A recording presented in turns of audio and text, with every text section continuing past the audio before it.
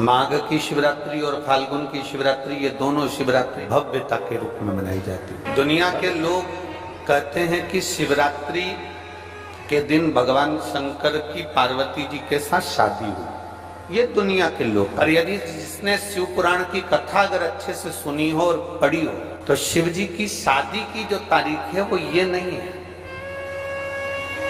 हमने पहले भी उसका वर्णन, भगवान देवादिदेव महादेव के विवाह की जो तारीख है वो वैशाख शुक्ल पंचमी, शुक्ल पक्ष की वैशाख के महीने में जो पंचमी पड़ती है उस दिन भगवान शंकर और पार्वती जी का विवाह हुआ था। ये जो शिवरात्रि है ये विवाह की रात्रि नहीं है, ये शिवरात्रि ब्रह्मा और भगवान विष्णु ने भगवान शंकर को पहचानने के लिए पृथ्वी पर भगवान शंकर के प्रथम शिवलिंग को प्रकट करा था। तो ये शंकर जी के जन्म की शिवरात्रि, प्रागट्य की, ये शिव जी के प्रागट्य की शिवरात्रि। ये शिवरात्रि जो आएगी माघ की शिवरात्रि, जो मूल शिवरात्रि होती है, जिस दिन शिवरात्रि के दिन भगवान ब्रह्मदेव और भगवान नारायण ने भगवान शंकर को एक पर्वत को घुमाकर उनके लिंग की आकृति, उनका स्वरूप प्रकट किया, उनका स्वरूप प्रकट किया, उनका जन्म। आपसे कोई पूछे कि शंकर जी का जन्म कब हुआ था, बिल्कुल बेझिझक कह सकते हो शिवरात्रि के दिन हैप्पी बर्थडे टू यू, उसमें तुम्हें सोचना नहीं है। भ्रम फैलाने वाले बहुत भ्रम फैलाते हैं। और आज इस व्यासपीठ से एक बात और कहना चाहेंगे, जिसको अपने जन्म की तारीख ना मालूम हो, जिसको अपने जन्म दिन ना मालूम हो, वो आप नियम बना लो कि आपका जन्मदिन भी शिवरात्रि के दिन ही हुआ है, पक्का। जब परब्रह्म परमेश्वर स्वयं देवादिदेव महादेव शिवरात्रि के दिन प्रकट हो जाता है, उसका शिवलिंग, उसकी आकृति प्रकट हो जाती है। और ब्रह्मा जी ऊपर जाकर मालूम करते हैं, आकाश में बढ़ते जाते हैं, जाते जाते हैं, तो भी उनको शंकर भगवान के शिवलिंग का छोर नहीं मिलता। भगवान नारायण नीचे की ओर बढ़ते चले जाते हैं, पाताल की ओर, उनके चरण नहीं मिलते, तब हार जाते हैं कि शंकर को पहचानना, शिव को पहचानना, शिव को जानना बहुत कठिन। जैसे शंकर को पहचानना कठिन है, जैसे शिव को पहचानना कठिन, उसी तरह कोई संत को, कोई गुरु को, कोई सतगुरु को पहचानना कठिन। शिवरात्रि के दिन जो बड़ी शिवरात्रि होती है, माघ महीने के अंतर्गत जो आती है, ध्यान है आप लोगों को, उस शिवरात्रि के दिन सबसे ज्यादा जरूरी क्या होता है चढ़ाना? एक बेर। क्या जरूरी है? क्या बोलते हो? बेर की बोर, जो भी बोलते हो, जिसमें गुठली होती है और अपन लोग बोर खाते हैं, बेर खाते हैं। मात्र एक बोर, एक बेर महाशिवरात्रि के दिन समर्पित किया जाता है। क्यों करते हैं? कि घर में जितने सदस्य रह रहे हैं उतने सदस्य को जिंदगी में कभी कोई ऐसी बीमारी ना हो और हमारे घर में रहने वाले सदस्य की अकाल मौत ना हो, उसके लिए मात्र एक बेलपत्र की जगह एक बेर भी समर्पित कर देते हैं तो अकाल मृत्यु टल जाती है, अकाल मौत टल जाती है।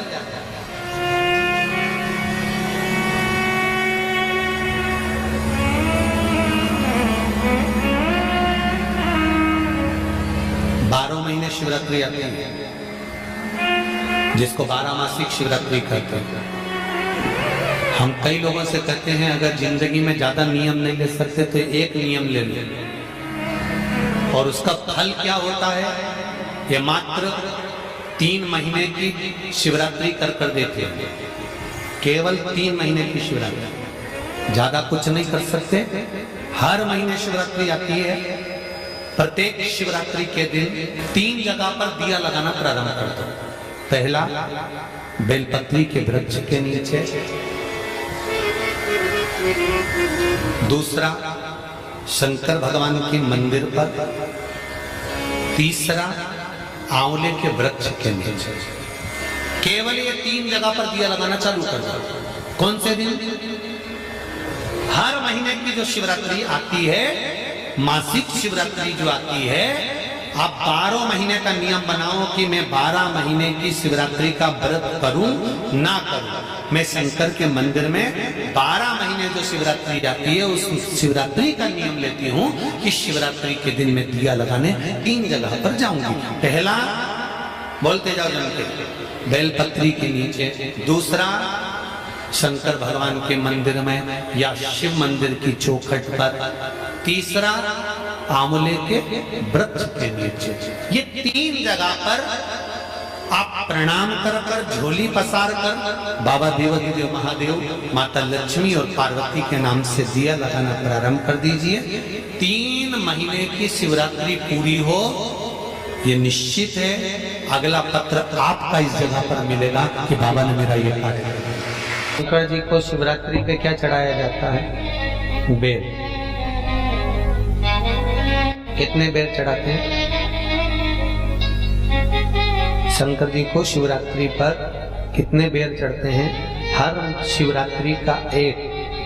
12 महीने में कितनी शिवरात्रि आती है? 12 बेर शिव जी को समर्पित होते हैं शिवरात्रि के दिन।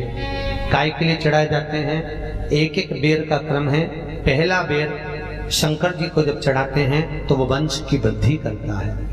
दूसरे नंबर का बेर जब चढ़ाते हैं वो संपदा प्रदान करता है। तीसरे नंबर का बेर चढ़ाते हैं वो बच्चों को बुद्धि प्रदान करता है। चौथे नंबर का बेर जब शिव जी को समर्पित करा जाता है शिवरात्रि के दिन, वो घर में से रोग धोक बीमारी को हटाता है। 5वें नंबर का जो बेर शिव जी को समर्पित करा जाता है वो हमको रोगों से मुक्त करता है। 6ठे नंबर का बेर अटके हुए काम को बनाता है। 7वें नंबर का बेर हमारे कोई कार्य नहीं हो रहे उन कार्यों को सफलता की ओर ले जाता है। 8वें नंबर का बेर हमारे घर में कुछ खुशियां लेकर आता है। 9वें नंबर का बेर हमारे घर में वैभव को प्रदान करता है। 10वें नंबर का बेर हमारे घर में संपदा देता है। 11वें नंबर का बेर व्यक्ति को एकादशी के फल के बराबर पुण्य प्रदान करता है। और 12वें नंबर का बेर व्यक्ति के जीवन को सौभाग्यमय बनाता है, नारी को अखंड सौभाग्य प्रदान करता है। 12 महीने शिवरात्रि आती है। हर महीने का एक बेर, एक शिवरात्रि का एक बेर भगवान शंकर को 12 महीने का इकट्ठा कर कर एक मूल शिवरात्रि के दिन शिव को समर्पित करना चाहिए। जीव को अखंड सुख की अनुभूति होती है। अखंड सुख। शिवरात्रि का प्रसंग कहता है अपने मन की अभिलाषा रखकर तुम्हें जो चाहिए, एक काली मिर्ची और तिल्ली के, काली तिल्ली के 7 दाने। एक काली मिर्ची और तिल्ली के, काली तिल्ली के कितने दाने? 7 दाने हथेली में रखकर अपनी कामना कर कर मन से अपने मन के बात को कहकर शंकर भगवान के शिवलिंग पर चढ़ा दीजिए। आपकी मनोकामना, कहते हैं हर महीने शिवरात्रि आती है, इस शिवरात्रि पर, मुख्य शिवरात्रि पर चढ़ाओगे, अगले महीने की जब शिवरात्रि आएगी तो आपकी मनोकामना पूरी हो जाएगी। एक काली मिर्ची और 7 काली तिल्ली के दाने, मात्र 7। महाराज, जिसके घर में क्लेश रहता हो, बहुत ज्यादा लड़ाई झगड़े हो रहे हैं, सास बहू के झगड़े, ना बहू कुछ सुनने को तैयार ना सास सुनने को तैयार, और घर में बेचारे पुरुषों की आफत, यहाँ भाई भाई झगड़ रहे हो, सास बहुएं झगड़ रही हो, कुछ मत करिए। गेहूं की बाली को तोड़ो। गेहूं की बाली जानते ना, जिसमें आप लोग तो गेहूं की बाली को तोड़ना है, और बाली 7 बाली तोड़कर अपने घर में घुमाकर अपने घर का नाम और गोत्र बोलकर उसको शंकर को समर्पित कर दीजिए। जिंदगी में कभी सास बहू का झगड़ा नहीं होगा। हमारे शिवरात्रि के दिन उसको समर्पित करिए, आपके घर में कभी क्लेश नहीं मच सकता। 12 महीने शिवरात्रि आती है, और शिवरात्रि के दिन रात्रि को 12 बजे शंकर भगवान पर एक धतूरा चढ़ा दो। क्या चढ़ाना है? जम के बोलिए, धतूरा। ये शंकर भगवान को धतूरा चढ़ाना है। 12 बजे रात्रि को शिव जी पे धतूरा चढ़ाओ। आधे घंटे तक धतूरा चढ़े रहने दो, और आप श्री शिवाय नमस्तुभ्यम का जाप करो। जिस शंकर जी पे धतूरा चढ़ाए उस मंदिर के बाहर बैठकर कौन सा मंत्र जपना है? श्री शिवाय नमस्तुभ्यम। फिर से बोलो, श्री शिवाय नमस्तुभ्यम। धतूरा चढ़ाकर श्री शिवाय नमस्तुभ्यम का स्मरण करिए। और जो दुकान नहीं चलती हो, घर में लक्ष्मी नहीं टिकती हो, खेत में फसल अच्छी नहीं आती हो, संपदा नहीं आ रही हो, बस उस धतूरे को लाल वस्त्र में बांधकर अपनी दुकान में, अपने व्यापार में, अपने घर में रात को 12:30 बजे उठाकर लाओ और 4 बजे के पहले उसको अपनी दुकान, व्यापार, व्यवसाय में उसको बांध दीजिए। और अगर जो जमीन फसल सही नहीं दे रही हो उस जमीन में ले जाकर गाड़ दीजिए। आपको जीवन में कभी तकलीफ नहीं भोगना पड़ेगी, लक्ष्मी बढ़ती चली जाएगी, संपदा बढ़ेगी। जो व्यक्ति ज्यादा बीमार रहता हो, बहुत बीमारी उसको घेरे रहती है, परेशान रह रहा हो, बीमारी बनी हुई है, तो बोर चढ़ाइए। बेर क्या बोलते हैं यहाँ पर, बेर की बोर, वो खाने वाला बेर जो होता है, उस बेर को 7 बेर ले लो और 7 बेर को लेकर अपने ऊपर से घुमाकर शिवरात्रि की दोपहर के 12 बजे शंकर भगवान के शिवलिंग पर ले जाकर उस बेर को चढ़ा दीजिए। आपका रोग, आपकी बीमारी मात्र 3 महीने के अंदर समाप्त हो जाएगी। बेर चढ़ाने का बड़ा महत्व है। यहाँ चढ़ाते हैं कि नहीं चढ़ाते? चढ़ाते हैं। शिवरात्रि के दिन बेर चढ़ाने का बड़ा महत्व है। और शिवरात्रि पर चढ़ा हुआ वो बेर उठाकर ले आइए और उस बेर को उठाकर रख लीजिए। मान लो किसी को उदर से जुड़ी हुई जब तकलीफ रहती है, पेट से जुड़ी हुई तकलीफ रहती है, पेट से जुड़ी हुई कोई भी प्रॉब्लम, अगर पेट से जुड़ा हुआ कोई भी रोग आपको लग गया और डॉक्टर की दवाई चल रही है, सारी औषधि चल रही है, जो शिवरात्रि पर आपने बेर चढ़ाया है वो बेर अगर आपके यहाँ रखा हुआ है, वो बेर उस रोग वाले व्यक्ति को खिला दीजिए। आधे घंटे के अंदर पेट का दर्द, पेट की तकलीफ, पेट का कैसा भी रोग होगा, एकदम आराम लग जाएगा। उस बेर में इतना प्रबलता आ जाती है। शंकर को जो शिवरात्रि के दिन बेर चढ़ाया, भगवान शिव पर समर्पित हुआ वो बेर। महाराज, जो देवता को उठाने के लिए बोर समर्पित करा जाता है, बेर भाजी आंवला उठो देव सांवरा, उसमें शंकर जी का भाव है, क्योंकि शिव जी का दर्शन भगवान नारायण उठते से करना चाहते हैं। सबसे पहले नेत्र खोले और मेरा शिव का दर्शन हुआ। बेर का भाव ही शिव का दर्शन। कितनी बड़ी औषधि होगी बेर के अंदर, जरा देखिएगा कि मेरे राम जी शबरी अम्बा के दरवाजे पर पहुंचे। आप लोग भजन में लेते रहते हो, शबरी संवारे रास्ता आएंगे राम जी, मेरा भी धन्य जीवन बनाएंगे राम। बागों से चुन चुन के वो लेकर आई बेर की टोकरी। खट्टे हो चाहे मीठे हो आएंगे राम जी, मेरा भी धन्य जीवन बनाएंगे राम जी। शबरी ने राम जी को बेर दी, राम जी ने बेर खाया, प्रेम से खाया। याद आया पीछे लक्ष्मण खड़ा है, राम जी ने लक्ष्मण को बेर दी, ले लक्ष्मण ये बेर खा ले।